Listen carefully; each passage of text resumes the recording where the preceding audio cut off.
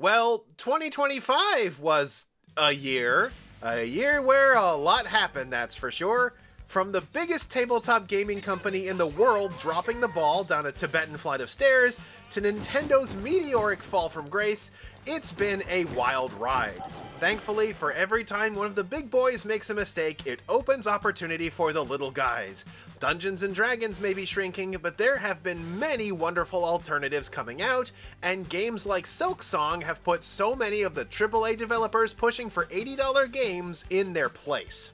The world of trading card games too had its ups and downs, with its new ideas, revivals, and of course, plenty of scandals.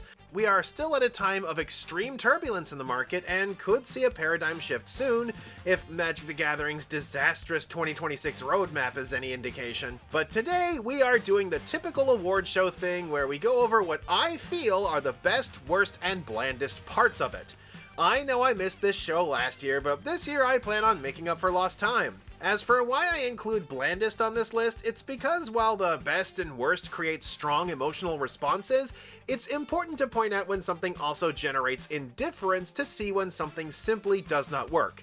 Also, the usual disclaimer, these are my opinions, they're not an absolute, they were decided by a committee of one. And with that, let us commence the Kohdok's Best, Worst, and Blandest Awards for 2025.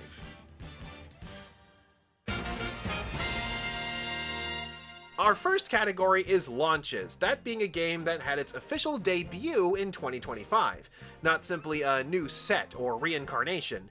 And there were a lot this year. We got at least 3 VTuber games of varying quality, a couple of games brought back from the dead, and a game wearing the corpse of another game as an overcoat. But which were the games that really tipped the scale? Let's begin. It might seem like a bit of a misnomer to put a miniatures game as the winner of the Best New Games Award, but Malediction is a game full of new ideas. Skirmish games have been exceptionally popular lately as a low-budget wargaming option, not having been this popular since the time when WizKids remembered that it was important to make your games affordable. But Malediction brings with it a ton of changes. First of all, even though it's listed as a miniatures game, it still functions like a trading card game, where everything but your lead character and their special equipment start the game in a random deck and get deployed as a part of normal gameplay, rather than this whole big setup at the beginning. They're also burying the hatchet with the people who like to 3D print their miniatures by providing the STLs to their game pieces for free when purchased alongside the cards needed for play. It's an interesting business model. We'll see how it shakes out. Of course, you also still need things like play spaces, dice, tools, and terrain, so their starter kits are still a good buy, especially since they include every unit in the army in a form that is immediately playable with cardboard standees. And I've heard people suggest that things like cardboard standees could be used for other games to lower the price of entry. If the game has any flaws, I'd say it's the sheer scale of the terrain pieces they're wanting you to use. There needs to be light version of this terrain that's maybe an inch high rather than a foot high, as this stuff looks like it is both a nightmare to print and to transport.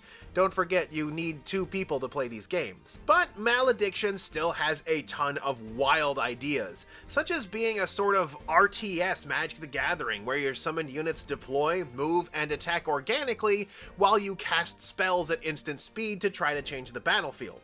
It will be interesting to see if their STL method that still depends on purchasing the cards needed to play will work as a business model, and I look forward to seeing it.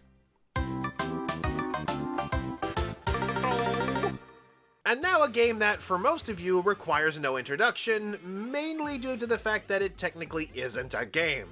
V-Card is an alleged game made by an energy drink company in an effort to add clout to their set of horny trading cards, and in the process sort of revealed the whole modern TCG grift for what it is. V-Card, a name chosen quite deliberately by the people behind it, is a basically unplayable mess that got a complete rules rewrite that rendered its sold-out first set basically worthless, which literally sold power by giving the more rare cards higher numbers, and rules that included ante, which is technically gambling and illegal in many places.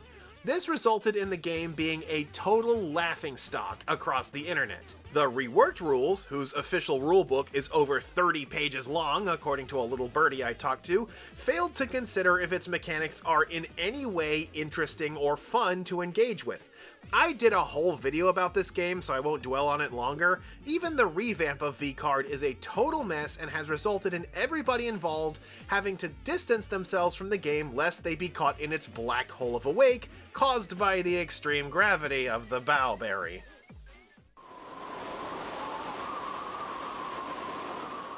Of all of Bandai's recent spate of trading card games, the Gundam TCG is another one. In fact, the TCG part of Gundam TCG doesn't even stand for trading card game, it's literally just Gundam the card game.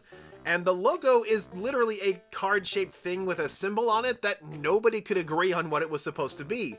The new type flash, a metallic gleam, a shield, a targeting reticule. I mean, it's not like Gundam itself has any instantly recognizable iconography, especially not one that's bright yellow and V-shaped and in almost every mainline Gundam series from the beginning. But that's not all. The Gundam card game bores its audience by not having a single interesting new idea to call its own. Its resource system is borrowed from Hearthstone, its attribute and combat systems are borrowed from Lorcana, and its trigger system is borrowed from... well, it kinda borrows nothing. Its trigger system kinda sucks, to be honest. And the only ideas it actually has feel like they were built backwards. Like the base system, which lets you put a wall in front of your shields at the cost of one of your shields, basically nullifying the point of them. And the other one, the level system, is basically like a crowbar trying to justify the pilot and vehicle system by preventing you from playing either of them until you have the resources to play both of them at the same time. One card for the price of two. Sure hope you pulled the Ultra Mix Super Rare Pilot to go along with that Super Mix Ultra Rare Mobile Suit, or it's worthless. And this whole pilot and suit situation is made even worse by the fact that the game doesn't really have a lot of draw power. It says a lot that the only upside to this game that I found is that it also has a tie-in with Gundam Assemble, the Battletech adjacent game coming out in 2026, which I actually am super looking forward to. I'm even painting my minis in anticipation. Yeah, the biggest impact this game had on me was to get me excited for another game. And if that's not the definition of blandness, I'm not sure what is. Up next, we have releases. Releases are specifically for new products made for existing games, such as new sets, new boxes, new formats, etc. Last year, I wanted to put a highlight on the Skaventide box because despite its incredibly high price tag, it actually kind of lives up to it by being a set that you really can split with a friend, containing everything needed for two people to actually play a game in every available game mode, and a vast improvement over the famously maligned Dominion box. This year, though, we have some obvious contenders. Speaking of...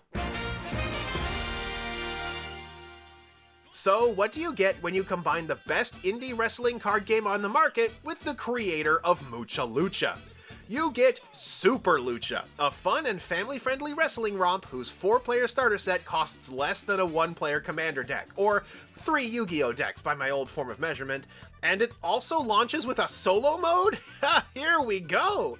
The goal of Super Show, and by extension Super Lucha, is to unleash your special wrestling moves to pin your opponent. An opponent gets 3 tries to escape your pin, but for every time they break out, the tension in the crowd goes up and escaping becomes even more difficult. And if you found actual wrestling a bit too brutal, by switching it to a Mucha Lucha style complete with silly attack names, you have a game that everybody can enjoy. SRG Super Show is actually a pretty good game to study if you want to see how an independent card game can be run. SRG specifically allows people to purchase individual cards and characters at an admittedly pretty high price. A high enough price that the random and prefab products remain appealing, and the way they have made Mucha Lucha the card game a reality is worthy of commendation.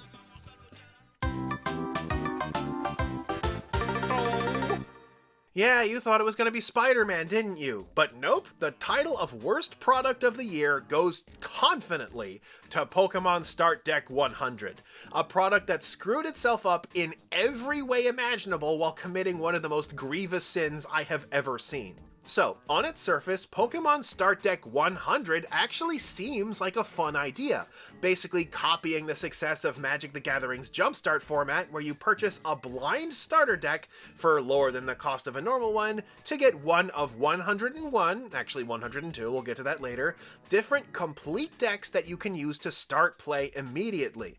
The fact that there are this many decks and that they aren't really made to be dismantled and recombined infinitely like Jumpstart are not even anything close to the real problems that this product has. Because, you see, it commits one of my greatest personal grievances: chase variant starter decks.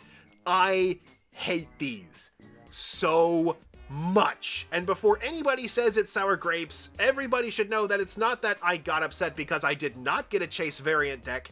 I got upset because I did get a chase variant deck, lest you remember my Grand Archive video from a while ago. In fact, I've gotten chase variant starter decks twice now, and it hasn't made me any happier. The problem is that a starter deck is supposed to be an accessible and pure way for somebody to try out a game, free of the trappings of the chases of the secondary market. A chase variant of said decks perverts that idea, changing it from a fun product for people to try and get into, and into yet another twisted, scalp-happy cash grab that demands people open well more of these identical products than they actually need to try to chase the variant. But wait! It gets worse. It is possible to weigh these boxes to find the chase variants. The most prized chase variant, number 102, Charizard Y Gold Foil, has a weight class all of its own. What this does is ruin the concept entirely, where people will take the good decks for themselves, leave the dregs for all of the other poor stores who are trying to sell them and the poor kids who buy them, and open up whole new avenues for fraudsters to lie about deck weights and values to get a quick buck. Any real joy that this product might have brought has become non-existent in the face of this poor planning and sheer greed. And this is Japan! I can't even imagine the horrors that would emerge with this product ever put out in America. Pokemon Start Deck 100 is a perfect example of a fun idea that was completely destroyed by reckless greed. Kind of the Pokemon brand in a nutshell this year, honestly.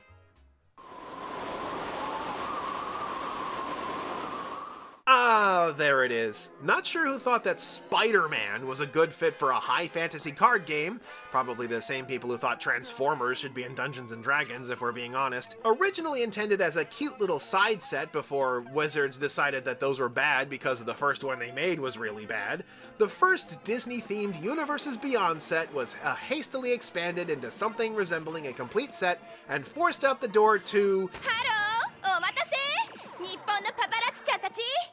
Not a lot, actually. Are? Yeah, the Spider-Man set was widely panned, not the least of which being due to how much it clashes with the idea of Magic the Gathering. I mean, I know there are people who object Universes Beyond in its entirety, but at least some of them kinda make sense. I mean, The Lord of the Rings makes sense, as the works of Tolkien were the inspiration for Magic in the first place. Avatar: The Last Airbender, while Asian-themed, is also a high fantasy series with an elemental magic system, and even Final Fantasy kinda works, as most of the games are high fantasy, and even the dieselpunk and futuristic games still feature swords and magic. But Spider-Man? As in a superhero living in real-life modern New York City? For a lot of people, this was the bridge too far.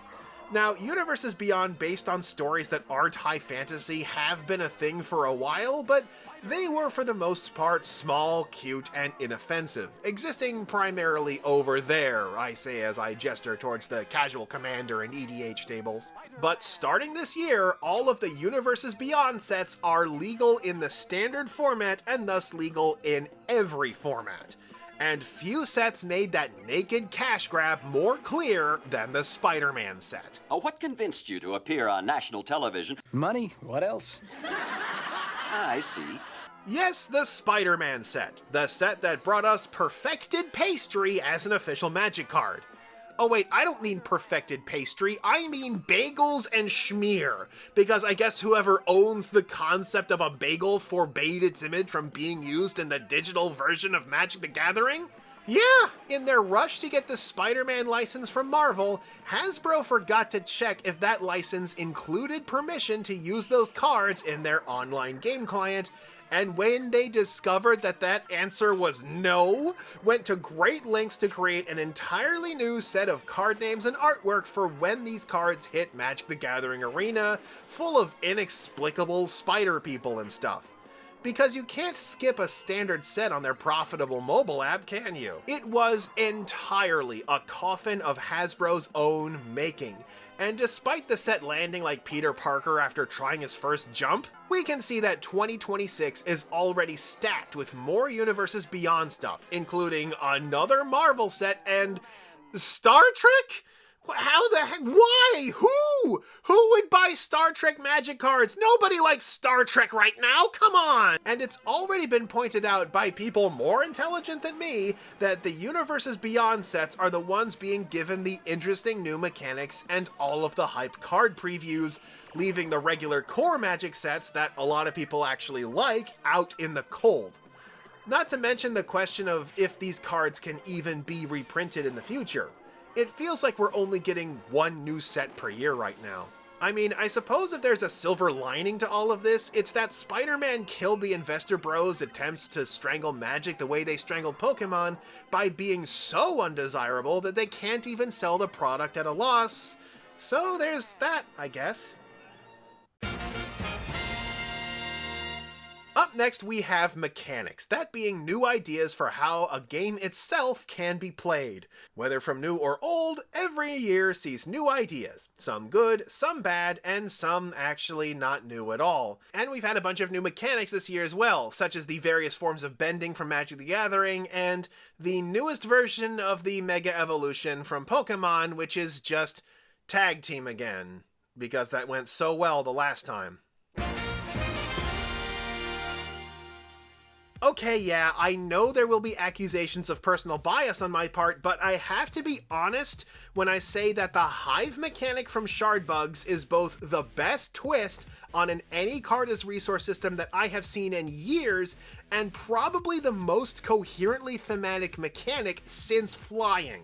So, Shardbugs is a standard any card as resource game, that being rather than having special resource cards, you can instead play any card from your hand into the resource row, allowing you to have niche players or outliers in your deck, which become easy choices to add to the resource row when those conditions are not met. Now, this still has its problems though, the choice paralysis, loss of opportunities, and constantly having to go -1 to play anything is still an issue.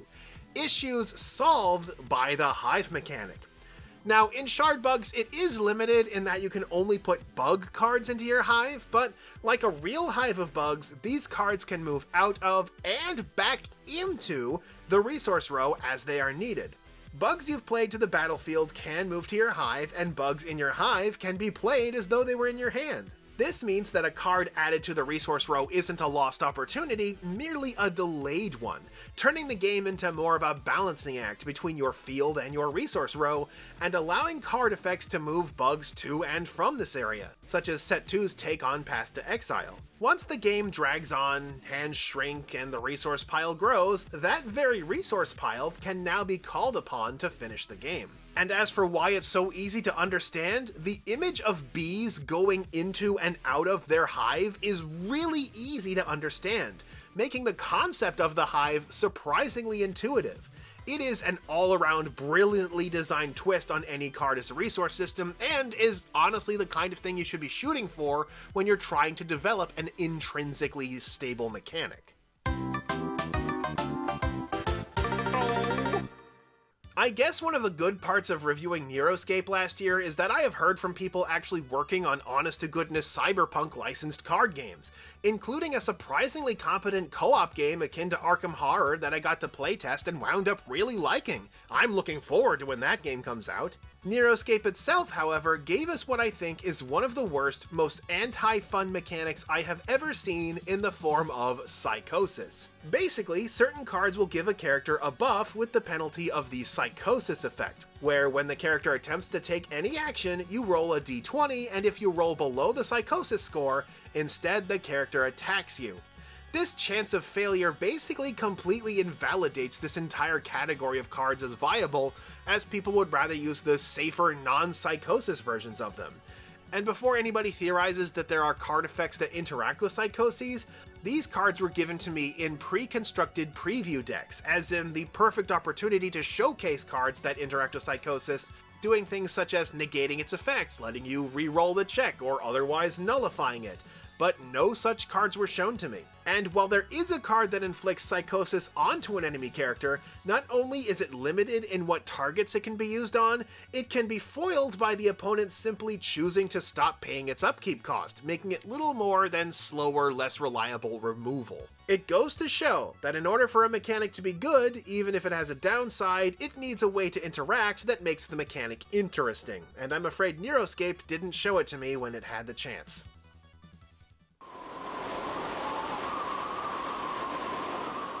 Man, a mechanic so bland it happened twice! If Shard Bugs had a good solution to the problem with any card as resource, then Gundam and Riftbound both had a bad one. Both of them basically copied Hearthstone's method of having an energy system that takes up each turn dealt from a limited sized deck. In the case of Gundam, it is literally a copy of the Hearthstone mechanic, including the addition of the coin, removing anything interesting from how the mechanic gets used. And while admittedly Gundam is far from the only game to try this, I will still insist that this method is something that makes more sense on a digital game rather than a physical one.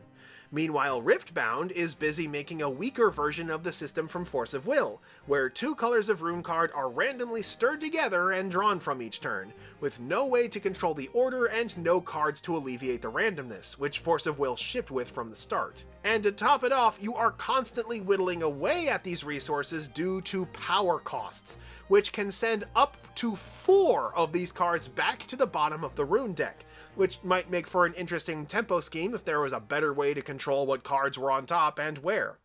I said in my review of Riftbound that it will not be long before people figure out how to get away with decks that only need 1 color of rune, thus granting 100% consistency as not every card needs a matching rune card to be played, and people will run away with it. Heck, apparently such a deck already won a tournament, so it's only a matter of time once the card pool expands for it to be 100% this, and this rune deck becomes yet another bland resource pile. Mark my words, as I said in my Riftbound video, preventing this will take effort. And next we have art and design. This is an admittedly more subjective choice, as the amount of artistic expression a game provides can vary from place to place. That said, 2025 felt like an oddly safe year as far as art was concerned, with so much of it simply being punched up illustrations of the source material. I suppose what I want this category to be is a place where the artistic endeavors of game design get pushed forwards in new and interesting ways, not simply observing the high-quality craft behind otherwise safe artwork. This was honestly the award that I had the most difficulty finding an answer for, as so many of the games that would be worthy of praise have disqualified themselves for one reason or another.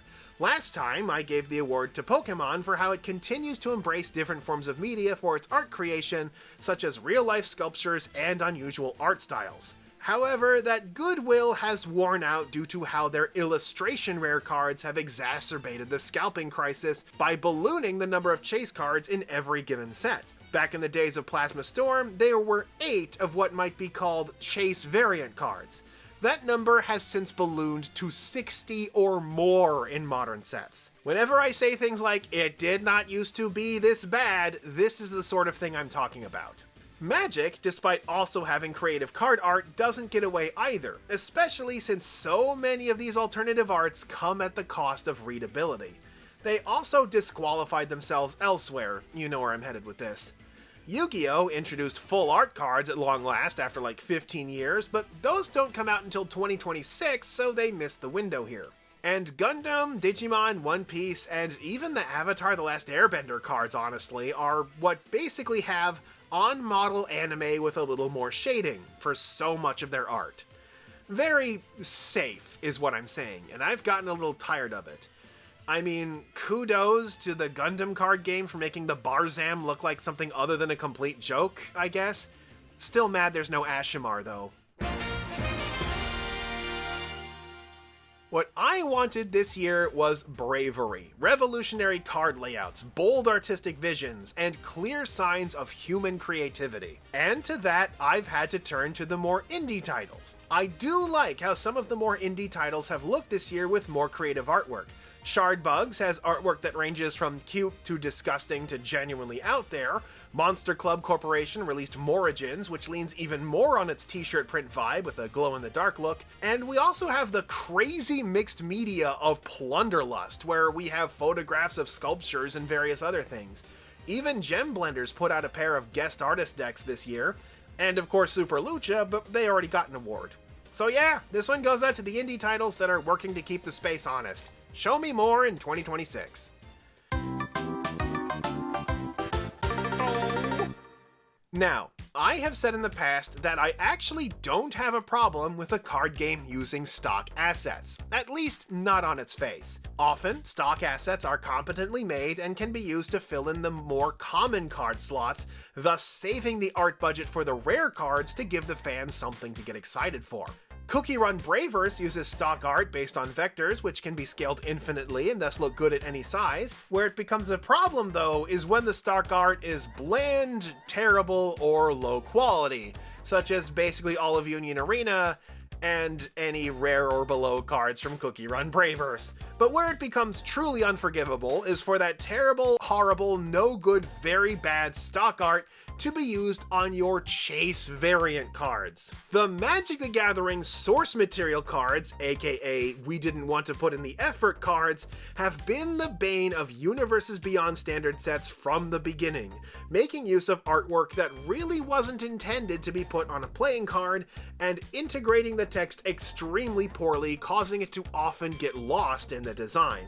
Final Fantasy and Spider-Man both have these, and they're pretty bad, but few are cheaper or more sinful than the source material cards for Avatar: The Last Airbender. These cards use cheap, awful screen grabs ripped straight from the DVD box set, complete with compression artifacts and distortion. Couldn't be bothered to put down some money to clean those up, huh? These are the Chase cards, the bonus sheets, the thing you're supposed to be excited to get. And they look worse than the screen grab cards from the early 2000s. I really don't need to say anymore. These are a travesty. Hey, did you know Jurassic Park got a TCG this year? Me neither. Art kinda stinks though. Next. And finally, we have our Industry Trends Awards. These are more big picture views on the hobby rather than pinning down one major game or brand. More an observation of the way the genre as a whole seems to be heading. Of course, the scalping and over-monetization is still rampant as always, but we have also started to see the toppling of the top dogs as the bubble is hopefully starting to burst, but these are the things that I noticed the most this year. And you thought the Shardbugs one was self-congratulatory. So a few things I've talked about in my channel are how to make the product part of your card game as fun and appealing as possible. For example, my starter deck standard of a reusable box with playmat and rulebook being separate with some kind of sweetener is appearing more and more. Same with booster pack design. A lot of games now feature 2 rare slots, 1 rare always and 1 rare or higher, which is something I've also praised. For all of the guff I gave Riftbound, at least their products were designed properly, aside from a couple of rarity issues, a missing component, and a general lack of stock to meet demand, which honestly, my conspiracy brain says it was intentional based on how my store is handled, but at least they did the starter deck product build properly, and apparently they're fixing the card ratios to make the actual decks themselves better, starting with deck 2, and they did the 2 rares per booster pack system that really should be the standard, so good job there. I've also seen at least one company appear to take my advice on writing tutorials seriously. Unfortunately, that game was Magic the Gathering in its Avatar: The Last Airbender Learn to Play set, which even had the genius touch of making it so that either player can win at the end depending on their choices. Despite everything else surrounding it, the design of the tutorial is worth looking into. Seeing all these things makes me happy. It also tells me I'm not the only one who feels this way about these if major companies who don't care that I exist are doing it. This part of the Best, Worst, and Blandest Awards is brought to you by the letters A and AI? Oh no! Not gonna show any actual AI generated stuff in this segment, so here's some Ape Escape 3 gameplay. Enjoy. You can quote me on this. Anybody who says that they need AI to help them write has nothing worth saying. Whether it gets used for art assets, advertising, or anything else, nothing has done more damage to the world this year than regurgitative AI. So far, all of these big data centers have really managed to accomplish is increase the costs of water, electricity, and computer parts while facilitating untold levels of fraud, harassment, and misinformation. I mean, how many times has Microsoft have to raise the price of the Xbox this year? And don't get me started on what's happening on that platform. Built by stealing the hard work of actually creative people with neither their consent nor their compensation, generative AI like ChatGPT and others is where billionaires are currently being allowed to allocate this planet's limited resources for the chance that it might one day allow them to fire their entire workforce and simply take all of the money for themselves. Money from where once everyone is unemployed? Well, they haven't thought that far ahead. Somebody will come up with a solution, right? The worst part is not just how it is being forced into our lives against our will, it's how disgustingly cloying and corporate it is. Large language model AI is not an impartial force or an intelligent thing, despite what its proponents tell you. It is incredibly easy to warp its perspective and purpose, and it uses all of the appeasement and manipulation tricks it can to try to weasel its way into every part of your life. This has already cost lives. And the fraud has gotten so bad that companies who use any sort of digital creation tools have to give prospective hires a practical exam to prove that their portfolios were not AI generated. And for everything you say an LLM AI might be good for, I guarantee you there already exists a specialized tool that does that exact task both better and more efficiently. I, personally, have been forced into a YouTube feature that I cannot turn off, where under each comment my videos get, there are 2 automated responses that their AI spat out that it wants me to use instead of my own words. And the thing is, even if I never use this feature at all, it doesn't change the fact that Google still generated them without my permission, letting them tick off a box on their use of AI for their investors while attempting to build a creepy digital simulacrum of me. And like me or hate me, I think we can all agree that something like that shouldn't exist. And this is the honeymoon phase. Wait until they actually start demanding a return on their investments. We're going to be seeing a whole new spate of subscription services whose subscription prices are built solely on these elements that nobody actually uses. As for why it's on this list, dear God, the number of games I have seen that were very clearly developed with these AI slot machines that I have been emailed about this year is staggering. And I'm not just talking about when major companies that can clearly afford the art are using AI anyway. I'm also talking about the dozens of games on sites like Kickstarter that very clearly used AI to create their assets. I have been sent many games that use AI regurgitated art and frames, and at least a few that clearly used AI to write the rules. They just typed in the prompt, "Make me a trading card game," and this is what they got. It's as if these folks haven't caught on that when people ask if something was made by AI, they mean that as an insult.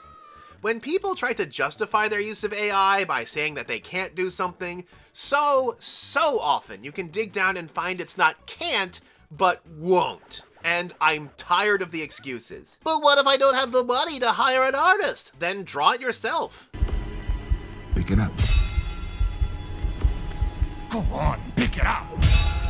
You think art is being gatekept from you? Here is a horse making a painting. Are you really going to let some dumb animal show you up like that? But I can only draw stick figures, they say, as though that hasn't been an accepted art style for the past 20 years. You don't have to make your game's art be like other games. You can do other styles. Heck, here's a game with card art made out of Lego bricks. Do you know how easy it is to pull out some Legos, put them together, pose them, and take a picture? I bet you can do it right now. You have Legos. Everybody has Legos. Want to make some cool placeholder art? Put the prompt down and get out some Legos. Yeah, Legos. Just you make sure you know that you have the camera lens on the bottom so that you get this nice diorama look for what you're going for. You can make some pretty cool temporary card art out of stuff like this. It's one of my New Year's resolutions to be nicer to independent projects that clearly have a lot more blood, sweat, and tears poured into them, and to try to give more advice that can be used by people trying to make smaller, more independent games, but I am not going to let up on projects that use LLMs. Whether it be promotional material or asset creation or their rulebooks, they will get from me what they deserve. Let this be your warning. If you use this kind of AI anywhere in your project, I want no part of it. Oh, that was a long one. So how do I follow up on that? Anticlimactically? Sure. So, back in 2020, Pokemon released the Battle Academy box, and the Battle Academy box is a really good product. For $25, you get 3 decks, already a good deal, even if the decks themselves aren't really all that great. And despite that, they still feature staple cards that everybody will use, like Youngster, Switch, and Energy Retrieval. And yes, the tutorial they include is also kinda terrible, but the box itself is a huge part of its value and why I say it's so good. The sturdy board it contains is honestly worth this on its own, along with the plastic insert that acts as a nice bit of presentation, as well as neatly putting the parts away when you're done playing.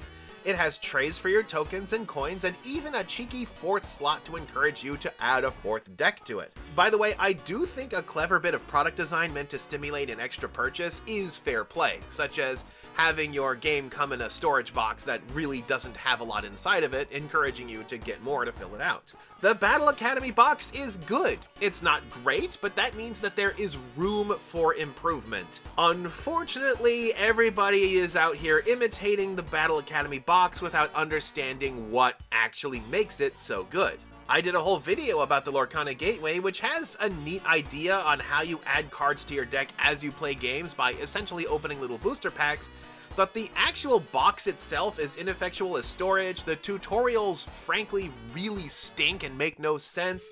The decks themselves are pretty darned inconsistent and not terribly great, and the way they have the players track score on the board by having them march across the table, which interferes with the ability to see the game space, is one of the worst score tracking schemes I have ever seen.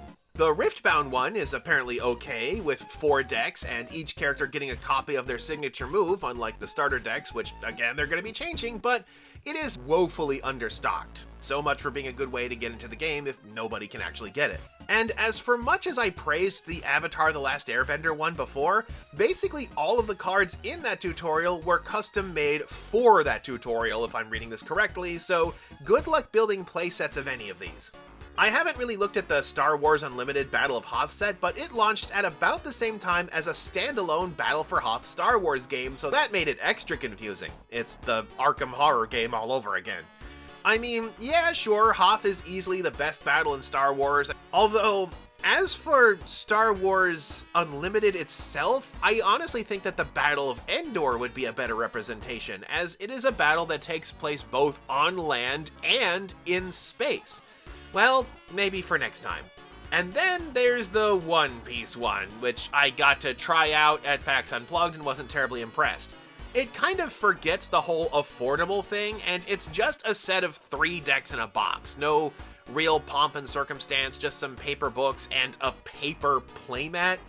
And they're not even full playset in here, meaning that they expect you to buy multiple copies on a box where you're not even saving that much money, really. And don't think I didn't see you hiding over there, Yu-Gi-Oh!, trying to sneak away like you're so clever.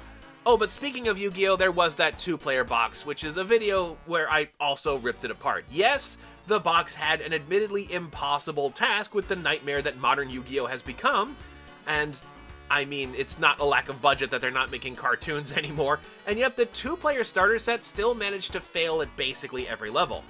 So, I'll go over this again. The Pokemon Battle Academy box is a well-designed product with a lot of room for improvement. It's good, not necessarily for its deck contents, though, like I said, a few mild tweaks would fix that, or even really its tutorial. It wins by being a good starting item no matter where your journey with the game will take you, as it gives you a solid play surface as well as a safe place to store the game and its pieces once your play is over.